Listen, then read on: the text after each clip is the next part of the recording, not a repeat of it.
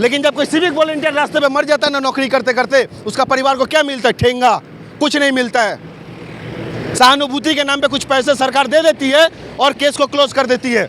और वहीं कोई अधिकारी मरता है ना तो उसके परिवार के लोगों को नौकरी देनी पड़ती है।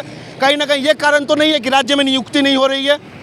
और इतने सिविक वॉलंटियर है, लगातार सरकार के द्वारा ये बोला भी जाता है कि जितने सिविक वॉलंटियर है अत्यधिक लोगों को सरकारी होमगार्ड के तरफ से मतलब उसमें उनको रिक्रूट किया जाएगा। लेकिन कितने साल बीत गए, कितने सिविक वॉलंटियर को रिक्रूटमेंट किया गया? राज्य के माननीय मुख्यमंत्री से सवाल पूछना चाहते हैं। इस रास्ते पे खड़े होकर ये वही सिविक वॉलंटियर है जो धूप में भी नौकरी करते हैं, गर्मी में भी करते हैं, बारिश में भी करते हैं, ठंडा में भी करते हैं, धूला माटी सब खाते हैं, ड्राइवर का, गाड़ी मालिक का गाली भी खाते हैं, साधारण पब्लिक का गाली भी खाते हैं। उसके बावजूद भी ये लोग ट्रैफिक में खड़ा होकर अपने जिम्मेदारियों को निभाते हैं। मैं कहना चाहता हूँ उन लोगों से जो सिविक वॉलंटियर पर सवाल खड़े करते हैं, हर क्षेत्र में कोई ना कोई ऐसा इंसान है जो करप्ट होता है।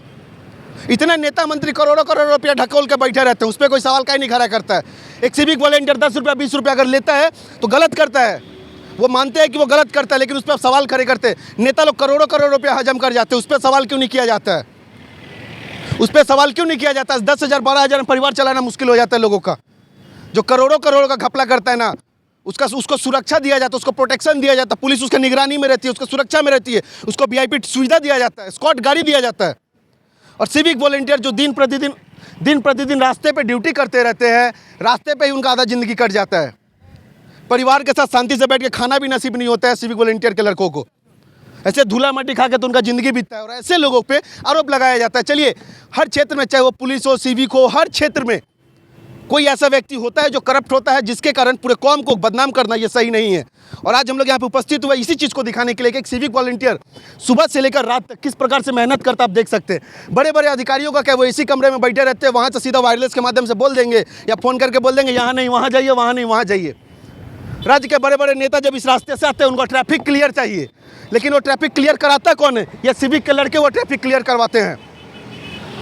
बिना खाए पिए रास्ते पे रखकर ट्रैफिक क्लियर करवाते हैं ताकि साधारण इंसान को, एम्बुलेंस को जाम में ना फंसना पड़े। और हम लोग सवाल किस पे खड़ा करते हैं? सिविक वॉलंटियर पे सवाल खड़ा करते हैं। इनको सही तरीके से देखा जाए तो इनको सरकारी नौकरी मिलनी चाहिए, जो 5 साल 7 साल से लगातार घस रहे रास्ते पे। कम से कम इनको अगर स्थायी रूप से एक नौकरी मिले तो ये लोग और अच्छे से ड्यूटी करेंगे, लेकिन नहीं, इनको सिविक से सिविक ही रखा जाता है। सैलरी के नाम पे 0% सन्नाटा, बजट में 0% सन्नाटा, और इनको रास्ते पे ही रख दिया जाता है। अनुरोध रहेगा राज्य के मुख्यमंत्री से कम नए कांस्टेबल को रिक्रूट करने से अच्छा है कि जितने सिविक के लड़के हैं, जिनके अंदर क्षमता है, जिनके अंदर वो शिक्षा है, उनको आप रिक्रूट कीजिए कांस्टेबल में या पश्चिम बंगाल होमगार्ड में। पश्चिम बंगाल का रूप और रंग ऐसे ही बदल जाएगा। लेकिन ऐसे अगर सिविक को रास्ते पे छोड़ देंगे, हम लोग सवाल खड़ा करेंगे, तो कहीं ना कहीं ये गलत होगा। ये सिविक आप देख सकते हैं लगातार यहाँ पे कितना धूला उड़ रहा है। हम लोग जितने देर से खड़े हैं, कितना धूला हम लोग खा गए हैं। और ये लोग इस धूला माटी में, अंडर कंस्ट्रक्शन रोड होने के कारण काफ़ी धूला है, और इस धूला माटी में लोग खड़ा होकर ड्यूटी करते हैं। और इस परिस्थिति में हम लोग सिविक के सवाल खड़ा करते हैं। अरे सवाल खड़ा करना है तो नेता पे कीजिए जो करोड़ों करोड़ रुपए ढकेल के बैठे रहते हैं, उस पर कहीं नहीं सवाल खड़ा होता है। सामान्य तरीके से अपने ज़िंदगी रास्ते पे बिताने वाले सिविक वॉलंटियर पर हम लोग सवाल खड़े करते हैं। मैं बार बार कहना चाहता हूँ, हर क्षेत्र में कोई ना कोई ऐसा निकलता है जो करप्ट होता है, लेकिन इसके लिए पूरे कौम को बदनाम करना, पूरे कौम को गाली देना, ये सही नहीं है। और मैं अनुरोध करना चाहता हूँ राज्य के मुख्यमंत्री से कम इन लोगों के बारे में सोचिए।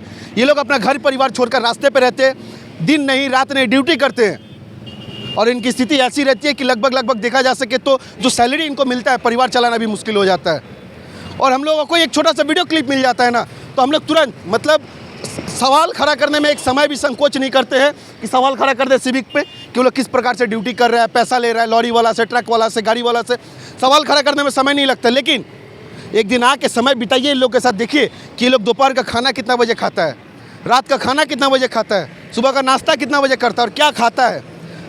10,000 12,000 के तनख्वाह में माँ बाप, भाई बहन, बीवी बाल बच्चा सबको चलाना कितना मुश्किल होता है, ये देखिए। तो बस एक ही बात कहना चाहेंगे कि किसी भी अधिकारी के ऊपर, किसी भी डिपार्टमेंट के अधिकारी के ऊपर सवाल खड़ा करने से पहले एक बार सोच जरूर ले कि वो लोग कितना मेहनत करते हैं। किसी एक व्यक्ति के चलते सवाल खड़ा करना सही नहीं है। जय हिंद।